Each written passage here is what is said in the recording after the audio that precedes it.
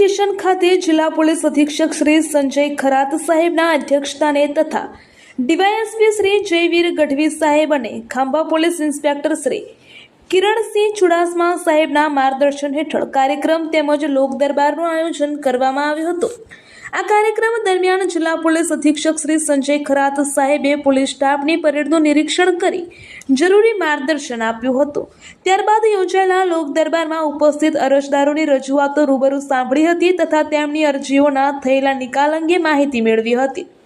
Police staff દ્વારા અરજદારોની ફરિયાદોના ઝડપી, નિષ્પક્ષ અને અસરકારક નિકાલ માટે કરવામાં આવેલી ઉમદા કામગીરીને જિલ્લા પોલીસ અધિક્ષક શ્રી સંજય ખરાત સાહેબે બિરદાવી હતી।